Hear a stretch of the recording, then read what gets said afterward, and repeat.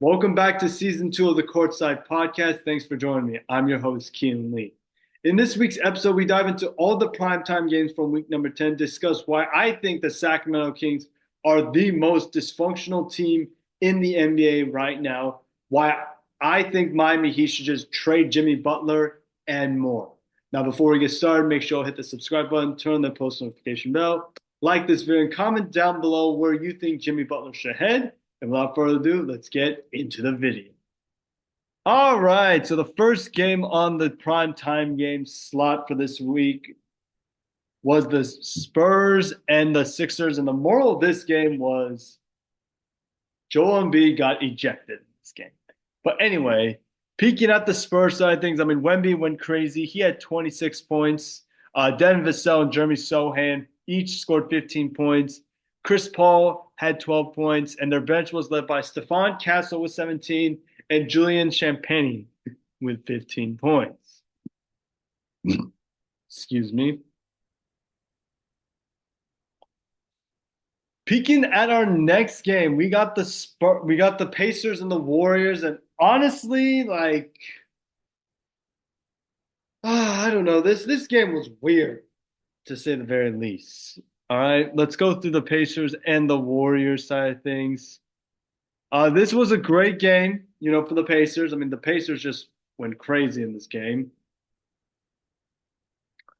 But anyway, peeking at the Pacers, is it loaded?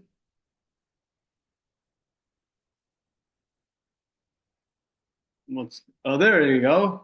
Miles Turner led all scores with 23 points. Pascal Siakam had 20 points. Tyrese Halliburton came back in a little bit. He had 16 points. Andrew Nemhard had 15 points. Brandon Mathen had 12 points. And their bench was led by TJ McConnell with 13 points. Speaking at the Warriors, I mean, this game was just not it for Steph or Draymond. Steph had 10 points. Andrew Wiggins had 16 points. Trayce Jackson-Davis had a solid 13 points. But the real star of the show was Jonathan Kuminga. Kuminga had 26 points, and Buddy Hield had 13 points. Anyway, peeking at the next game, we got the Christmas Day slate of games. We got the Spurs and the Knicks. This game was fun to watch. Like, to all the people who watched this game only, like, you must have been lucky because it was fireworks. All right.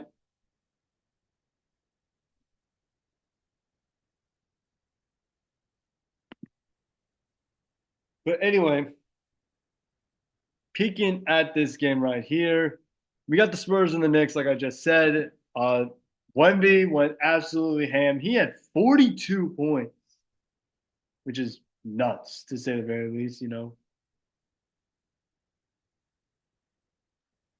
But peeking at this game right here, it felt like a great start to the Christmas Day games. As you can see here, Wemby, he had 42 points. Jeremy Sohan had a pretty good game as well. He had 21 points. Chris Paul had 13 points. Devin Vassell had 11. Their bench was led by Julian Champagnie with 9 points. Speaking at the Knicks, I mean, Mikal Bridges went absolutely ham. He had 41 points. Karl-Anthony Towns had 21 points. Jalen Brunson had 20 points. Josh Hart had 12 points, and their bench was led by Deuce McBride with 8 points.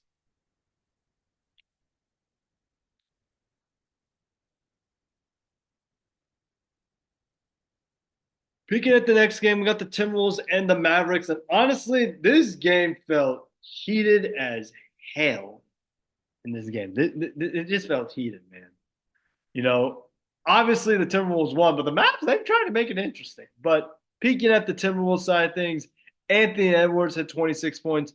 Julius Randle had 23 points. Rudy Gobert had 14 points to go along with 10 rebounds. And Mike Conley had 10 points. And their bench was led by Dante DiVincenzo with 11 points. Peeking at the Mavs, I mean, Kyrie went absolutely nuts. He had 39 points. Luka had 14 points, but unfortunately to leave the rest of the game due to a calf strain. Clay had 12 points, and their bench was led by Quentin Grimes with 10 points. Peeking at the Mavs, I mean, Kyrie went absolutely nuts. He had 39 points. Luka had 14 points, but unfortunately to leave the rest of the game due to a calf strain. Clay had 12 points, and their bench was led by Quentin Grimes with 10 points. Next game, we got probably the biggest shocker of the Christmas slate of games. We got the Celtics and the Clip and the what is it, Sixers. And honestly, I did not see this one come.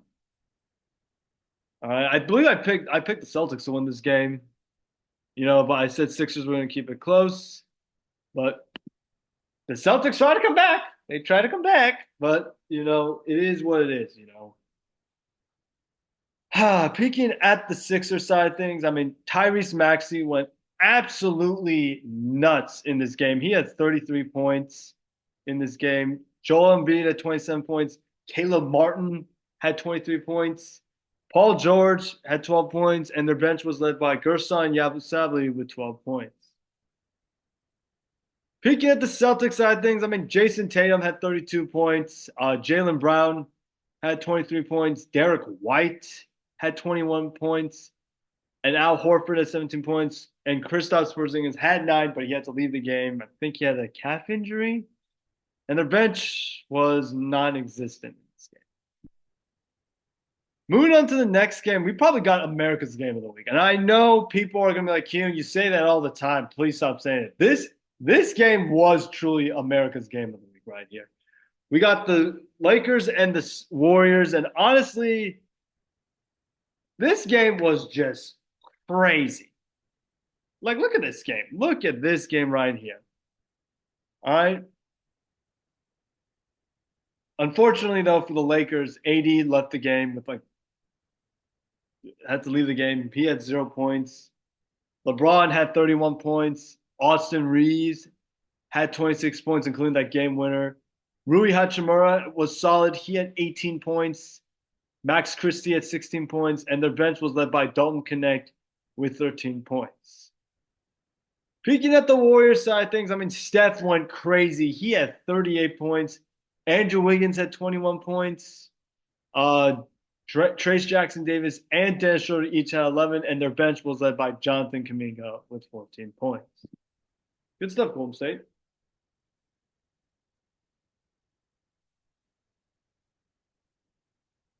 Next game up, we got the Nuggets and the Suns, and honestly, this game was fun to watch. I didn't get a chance. I watched probably like the second half of this game. I could be wrong there, but anyway, peeking at the Nuggets, box scored. Jokic had 25 points.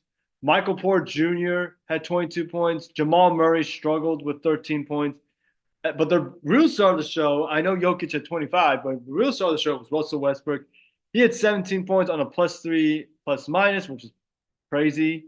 Considering everybody in the Nuggets was like a minus something. Peeking at the Sun side of things, I mean, KD and Beal each had 27 points. Tyus Jones had 17 points. Nurk had 8 points, but he had 13 rebounds and 6 assists. And their bench was led by Monte Morris with 11 points. Honestly, good job, Phoenix.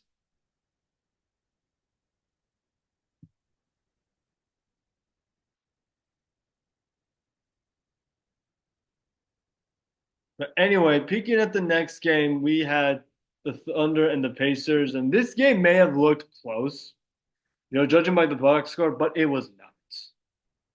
Because wait till you see what you see next. Okay.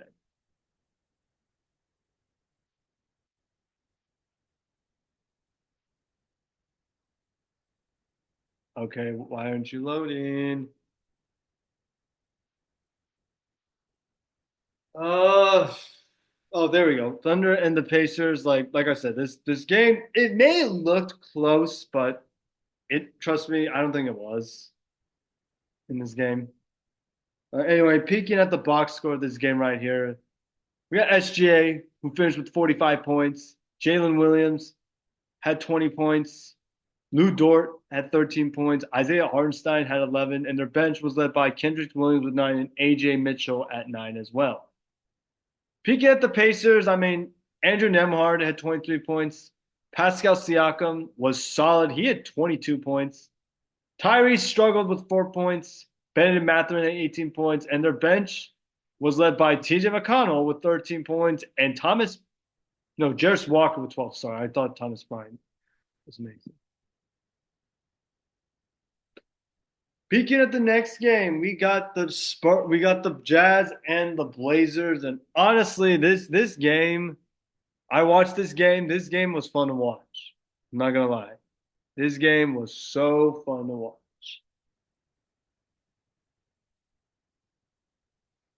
Ugh.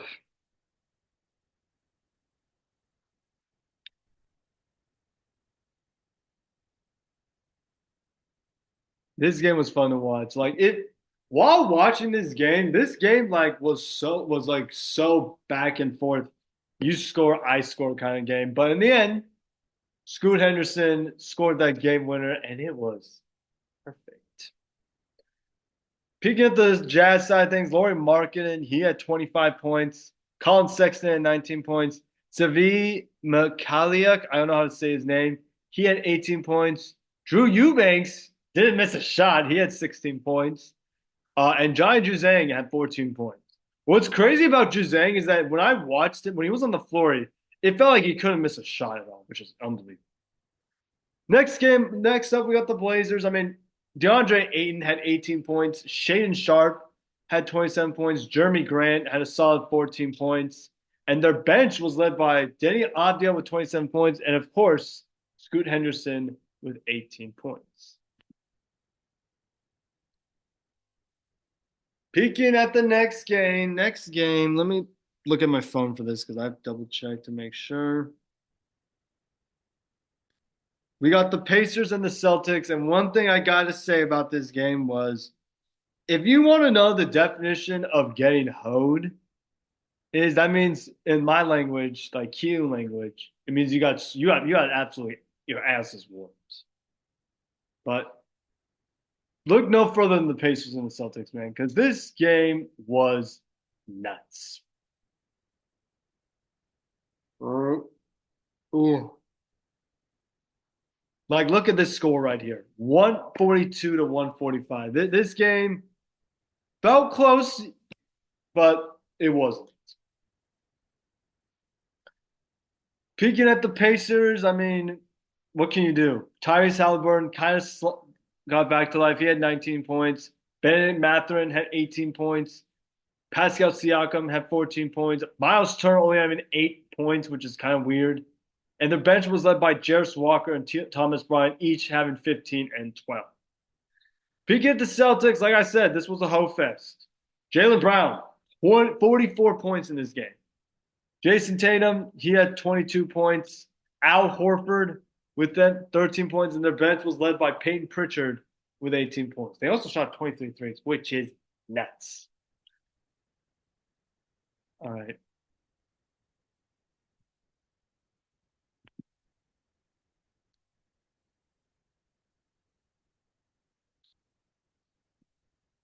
Peeking at the next game, we got the Warriors and the Clippers. Game number 3 between these two division rivals. And honestly, I mean, what can you do if you're the if you're like the Warriors? No Steph, but Kaminga came to play. Kaminga was an absolute fiend in his game. Oh, but anyway,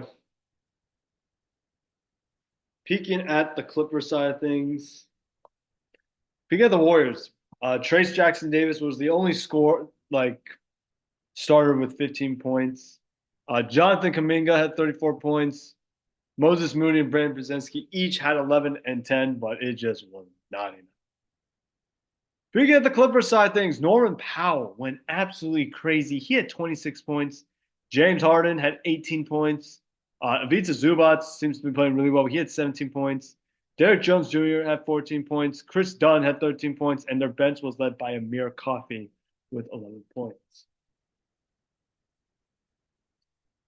All right, peeking at the next game, we got the Heat and the Hawks. And honestly, this game was just I mean, wait till you see the box score of this game. I'm not going to spoil a ton.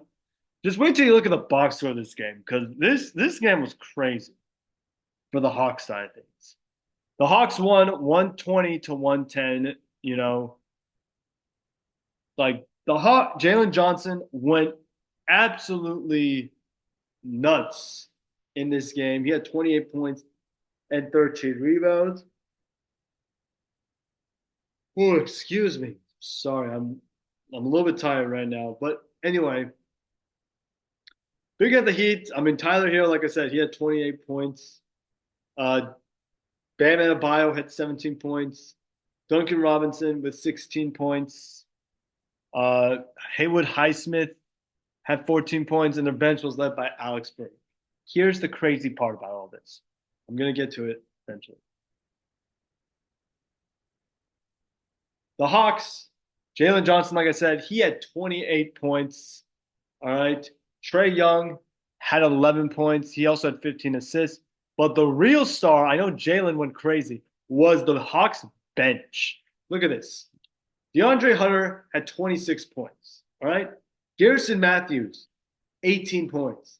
Larry Nance Jr., 10 points. You combine all that, it's like, what, 54 points off the bench? 64 points. Sorry, my math is off. 64 points off the bench. That is nuts.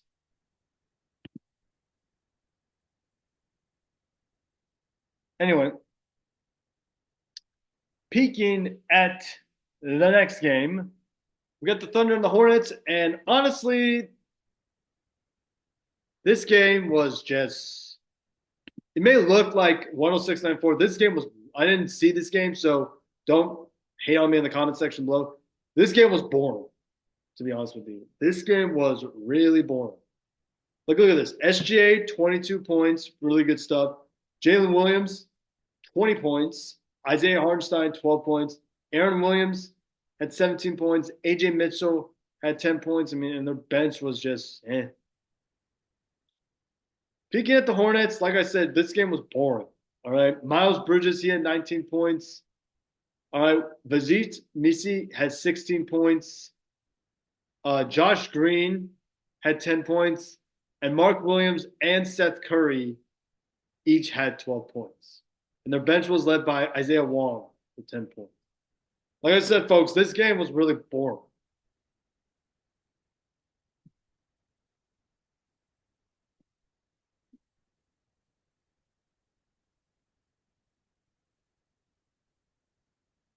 Beginning next game, we got the Warriors and the Suns. And honestly, this game is just, as a person who likes both teams, this game was infuriating to watch, as well as kind of sad to watch, if you know what I'm saying. But anyway, peeking at the Sun side of things, KD had 31 points on 24 shots. Bradley Beal had a very solid game. He had 28 points.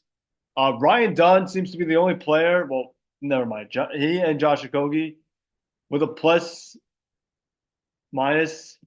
Josh Okogie had 15. Had Ryan Dunn had 15 points, and Josh Okogie had 11. Moving on, we got the Warriors side of things, and we got Steph going for 22 points. All right. Draymond had 16 points. Trace Jackson Davis had 16 points as well. And Dennis Schroeder had 11 points. But the real star was Jonathan Kuminga with, yes, again, 34 points. All I got to say is that when you, like, it's honestly fine when you get owned by Steph because Steph is a meta-human. But when you see Draymond putting up double digits, that's when you know you're in trouble. And honestly, that is it for the primetime games.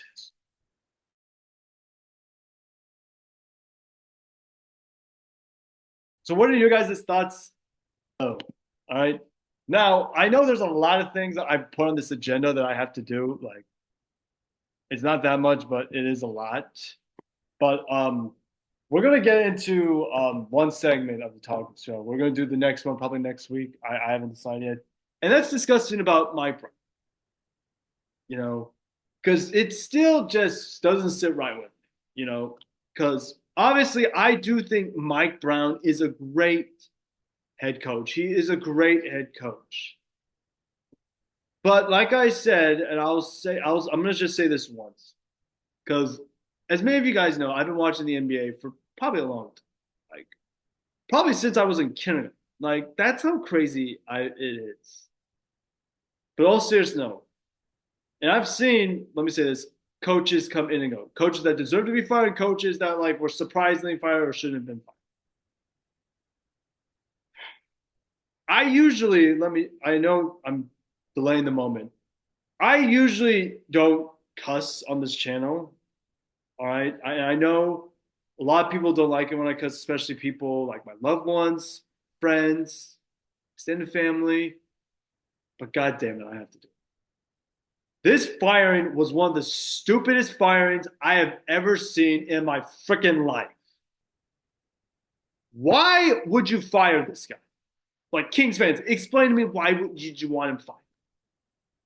All right. Was it because they lost to the freaking Pistons? All right. And hold on. Here's what makes this worse, according to like I heard around the league. They fired this guy after his post-game press conference and after they had like a walkthrough for their game against the Lakers. And then when he's about to go take a flight from Sacramento to LA, the front was like, no, Mike, you gotta go. I'm sorry, but what the fuck is that? This guy took your franchise out of the mud. And now you want to fire him? After what? Starting off slow? Yeah, I get all that. But here's the thing somebody in the Western Conference has to miss the playoffs because the West is crazy. Think about it. You got OKC, all right, Denver, Houston, Golden State, Phoenix, both LA teams, Dallas, Minnesota. Even the freaking Spurs are playing solid basketball. Someone has, and the Grizzlies, I forgot to mention the Grizzlies. Someone has to go, has to miss out. One or maybe two, maybe three has to miss on the playoffs. And you want to fire this guy. Really? Pathetic. All right. And I say this, because like I said, I love Mike Brown. I think he's a great coach. All right. But the Kings, man, like you want to, if you want to know the definition of getting hoed, this is a perfect example. All right, because I know this. This is like it reminds me of the Lakers when they want to get a new coach. All right, granted they got JJ Redick and JJ's doing a solid job. All right, good luck finding a new coach because he has to understand what he wants and he has to understand what Braun wants. This is basically the Kings want, and if they don't make it to the promised land, they're gonna get fired. So for that, I think it's bullshit that he got fired. But at the same time, like the Kings are just idiotic. Their front office is an absolute joke. So what do you guys think about the Kings firing Mike Brown? I think you probably agree with me that it was stupid. Let me know in the comment section below. All right. So we don't have a whole lot of time because I have to leave in a little bit. We're going to do every team's New Year's resolutions. All right. Every team's New Year's resolutions for 2025. So I'm going to try to go this as fast as possible because, I have to leave in about a little bit. But let's start with the Magic. Magic, try to stay healthy as fast as possible. Like, they're probably the most injury-plagued team right now, excluding the Pelicans. Like, this team is so banged up. Next up, we got the Mavericks. Mavericks, just continue to fight, play hard. Obviously this team is still one of the contenders in the West. Just continue to play well, especially without Luka, considering that he's going to be out for quite a while. Next up, we got the Denver Nuggets. Just get another score, man, because I love Jokic. He's one of my favorite players to watch. The way he has to carry this team left and right is just depressing. Next game up, we got the Pistons. Fight hard. Fight hard. Try to get the number one pick if you can, but try to fight hard every night. Up next, we got the Pelicans. Blow it up. Trade Zion, trade BI, trade CJ. Do something because you're not going anywhere. Next up, we got the Nets. Try to get more draft picks, maybe. I know this sounds kind of crazy, but just try to get more draft picks. I mean, they have like a lot of draft picks, but try to get more. Next up, we got the Hawks. Try to get a top 4 seed at best because you don't want to match up with Boston, Milwaukee, or else you're going to get hurt. Next up, we got the Pacers. Tyrese Halliburton needs to wake up. All right, Hallie has been struggling lately. He needs to step up. All right, and I'm going to put these two together, Timberwolves and the Knicks. Try to get more chemistry with Cat and Julius, because if you could do that, you have a chance to become a dangerous team in the West. Up next, got the Cavs. In the aspect of this, don't be like the Bills. Try to get a favorable matchup. All right, because who knows? You might get Philly or you might get, I don't know, we might get, but just try to continue to play well and try to avoid getting the worst matchup possible. Next up, we got the Miami Heat. Honestly, Miami, they just need a reset. Just trade Jimmy Butler and get it over. Wizards and Raptors, try to get the number one overall pick. Continue to tank. That's all I got to say. Warriors, get Jimmy Butler somehow. Get Jimmy Butler somehow, some way. If you do that, you're a contender. Jazz, right now the Jazz, they just need to try to get a top 10 draft pick. Rockets, just play well, man. Because just play well. Continue to bring that identity. Just play well. Just hope you don't draw a worse matchup, though. I will say that. Up next, we got the Kings. The Kings, honestly, just blow it up at this point. Trade De'Aaron, trade DeMonis, trade DeMar, just blow it up because they're in a shit show right now. Next up, we got the Thunder. Continue to play well. Try to add a piece or two in the trade deadline. But for now, yeah. Next up, we got the Bucks. Have Dame, Chris, and Giannis healthy by April. Blazers, top 10 draft pick. Clippers, I would say the Clippers right now, they need to get a star somehow. I don't know how they're going to do it without any draft picks, but just try to get a star. Hornets, get younger. Lakers, and I'm going to put up here, try to have LeBron and AD fresh by April. Spurs, continue to fight hard. Continue to fight hard. Wemby's been playing really well. Try to fight hard. Grizzlies, continue to play well. Don't get cocky. That's all I got to say. Bulls, another blow it up team. Trade DeMar, trade Vooch. No, not DeMar. Trade Zach, trade Vooch, trade Lonzo. Just blow it up. Sixers, and I'm going to put the Suns up here as well. Try to get more chemistry with the big three, Embiid, Paul George, and Tyrese Maxey. For the Suns, try to get more chemistry with KD, Book, and Beal. And then finally, the Celtics, just try not to get hoed, man. This team won the championship last year, but they've had some really weird losses this year. And that is my New Year's resolution for every NBA team. What do you guys think? Let me know in the comments section below. All right, since we don't have a lot of time left, I'm going to give you guys my actual picks. I'm going to read you my picks for this week. All right, so we got Knicks and the Wizards to kick things off in about a little bit, actually, as a matter of fact. I'm taking the Knicks in this one just because I think they're the better team. Mavs Kings, I'm going to take the Mavs just because I think they're the better team. Timberwolves Thunder, I'm going to take the T-Wolves, actually, because I think they have much more size than the Thunder. Celtics, Timberwolves, I'm going to take the Celtics. I think they're the much better team. All right, Sixers, Warriors, it's a toss-up. I'm going to take Golden State. Knicks, Thunder, I'm going to take the Knicks in this one just because I think the Knicks are more resilient than the Thunder and also they have more size. Hawks, Lakers, I am going to take the Lakers in this one. A healthy LeBron and a healthy AD is just an absolute demon to deal with. Knicks, Bulls, I'm going to take the Knicks. I think the Knicks are a better team. And the Hawks and the Clippers, I'm going to take the Hawks. All right, now for our final segment, we're going to do our final courtside hierarchy ranking for 2024. Can't believe I'm saying that. But anyway, let's do this. We're going to do this rapid fire. So the top four, I'm going to do the top four actually. We're going to take the Cavs,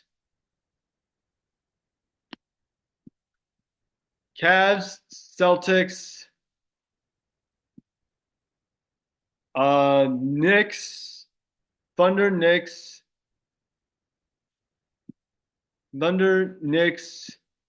Grizzlies, Rockets, Bucks. Actually, no, Mavs, then Bucks, and then Lakers and Warriors. That's my top 10 courtside hierarchy ranking for 2024. What do you guys think? Let me know in the comment section below. So I'm sorry that was fast paced. I'm really busy tonight, so I have to get going in a little bit. But I hope you guys enjoyed this video. If you did, please get a like, subscribe, turn that post notification bell. I hope you have a fantastic rest of your days.